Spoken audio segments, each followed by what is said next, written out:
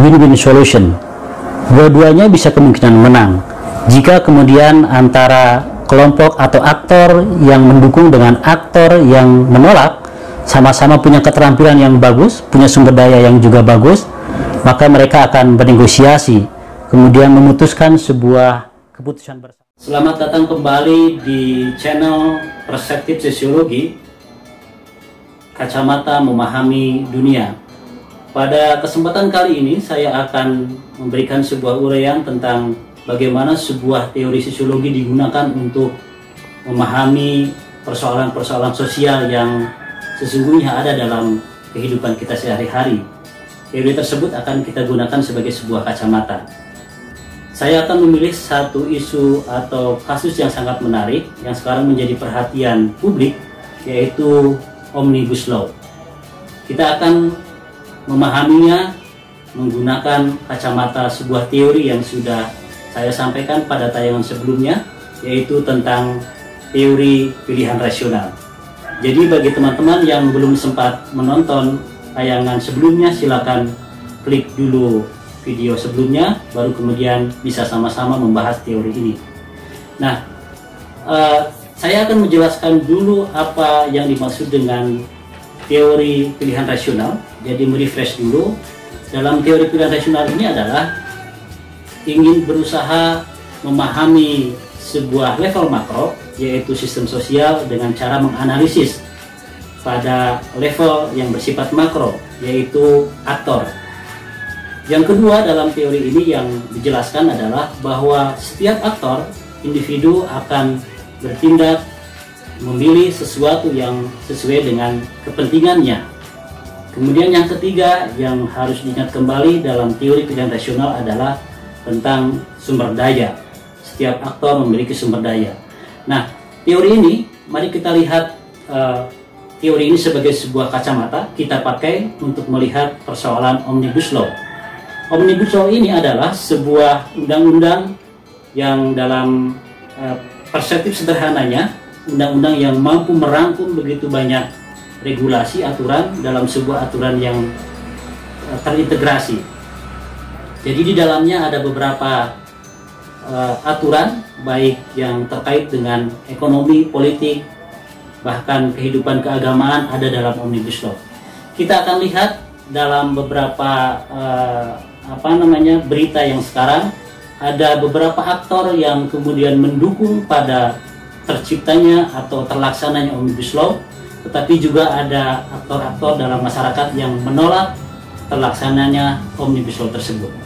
Itu poin yang pertama, kita menemukan aktor.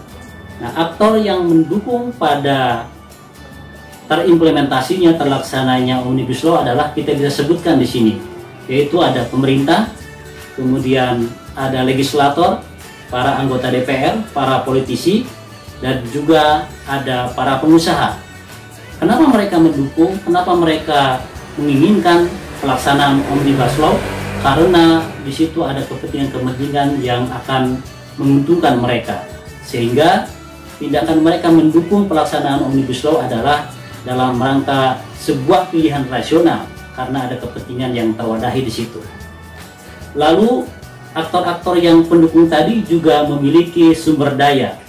Pemerintah, dalam hal ini ada presiden, ada menteri, memiliki sumber dayanya masing-masing. Sumber dayanya bisa disebutkan misalnya adalah legitimasi politik sebagai presiden yang terpilih dalam sebuah pemilu yang sah. Kemudian juga modal politik, kekuatan politik, kekuatan networking dan lain-lain. Bahkan kekuatan pengerahan aspek-aspek lain yang bisa mendukung pada pemenuhan kepentingan mereka. Yang kedua adalah legislator. Legislator juga sama. Mereka adalah secara politik legitimate karena terpilih melalui proses pemilihan dewan. Kemudian juga mereka punya sumber daya politik dan sumber daya yang lainnya. Yang ketiga, aktor sebagai pendukung adalah pengusaha. Tentu saja pengusaha punya sumber daya uang, sumber daya infrastruktur, dan sumber daya jaringan, sehingga mereka akan mengerahkan sumber daya tersebut untuk tercapainya sebuah kepentingan dalam terwujudnya undang-undang Omnibus Law tadi. Pada sisi yang lain, kita juga melihat ada aktor-aktor yang menolak. Kita bisa sebutkan di sini ada kelompok buruh, kemudian ada kelompok ormas keagamaan, dan juga ada para mahasiswa. Ini adalah aktor-aktor yang menolak terlaksananya Omnibus Law atau disahkannya Undang-Undang Omnibus Law tadi. Pertanyaannya, kenapa mereka menolak? Ini juga adalah sebuah pilihan rasional. Jadi mereka menolak karena menganggap bahwa undang-undang tersebut nanti akan mengikis atau menghilangkan sebagian kepentingan-kepentingan mereka. Misalnya dalam pembagian tentang pembahasan tentang Undang-Undang Cipta Kerja, maka mereka menilai ada beberapa aturan yang nanti akan menghilangkan kesejahteraan mereka. Jadi mereka menolak. Artinya baik yang mendukung maupun yang menolak sama-sama menggunakan pilihan rasionalnya. Nah, yang kelompok penolak, aktor penolak, juga mereka akan menggunakan sumber daya yang dimilikinya. Kelompok buruh misalnya, mereka punya sumber daya massa yang sangat banyak, mereka akan mengerahkan dalam demonstrasi misalnya turun ke jalan. Demikian juga para mahasiswa dan ormas. Sumber daya yang lain adalah mereka bisa mengajukan keberatan melalui judicial review ke MK misalnya, atau bahkan mendesak pihak pemerintah untuk mengeluarkan perpu. Itu adalah pengelolaan sumber daya tadi. Nah, aktor-aktor tersebut akan bertemu, akan bersaing, akan berebut untuk pemenuhan kepentingannya, dan itu adalah sesuatu yang pilihan rasional. Tetapi aktor-aktor tersebut harus bernegosiasi, bertemu dengan aktor-aktor yang lain, karena mereka memiliki sumber daya yang berbeda-beda. Nah, yang terakhir dari analisis ini adalah kita akan melihat prediksinya seperti apa. Jadi tugas ilmu sosial adalah selain menganalisis, memahami, juga memprediksi. Prediksi ini akan dikaitkan dengan dua hal yang tadi, yaitu aktor dan sumber daya. Apakah aktornya punya keterampilan? Apakah aktornya bisa mengelola sumber daya? Dan yang kedua adalah apakah ada sumber dayanya atau tidak. Untuk aktor pendukung misalnya, apakah aktor-aktor pendukung ada pemerintah, ada legislator, juga ada pengusaha. Apakah mereka cukup terampil menggunakan menggunakan sumber daya yang dimilikinya. Yang kedua, apakah ada sumber dayanya atau tidak. Sedikit atau banyak, luas atau sempit sumber dayanya. Kalau misalnya aktornya terampil, sumber dayanya ada, maka akan tercipta sebuah capaian tujuan yang sangat bagus. Demikian juga dengan aktor penolak.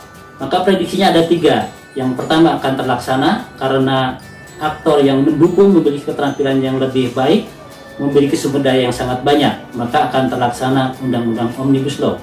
Yang kedua, kemungkinan akan batal kalau kelompok penolak lebih pintar keterampilannya, lebih pintar mengelola sumber dayanya, maka Undang-Undang Omnibus Law akan batal. Yang ketiga, dari perebutan kepentingan antara kelompok yang pro dan yang kontra terkait dengan Omnibus Law ini adalah win-win solution. Dua-duanya bisa kemungkinan menang.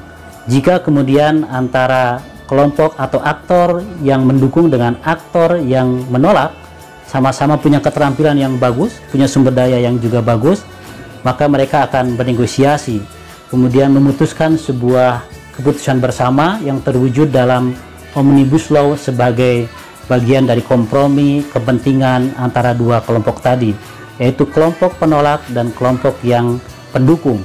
Nanti akan melahirkan sebuah Omnibus Law yang hasil kompromi seperti itu. Bukankah seperti dikatakan dalam pembahasan teori pilihan rasional ini, sebuah skema sosial, sistem sosial adalah juga merupakan representasi dari kepentingan-kepentingan negosiasi antara aktor-aktor yang terlibat dalam perebutan kepentingan seperti itu. Demikian ulasan teori sosiologi, perspektif sosiologi, kacamata memahami dunia sosial yang hari ini kita membahas Omnibus Law. Terima kasih, sampai jumpa pada tayangan yang lain.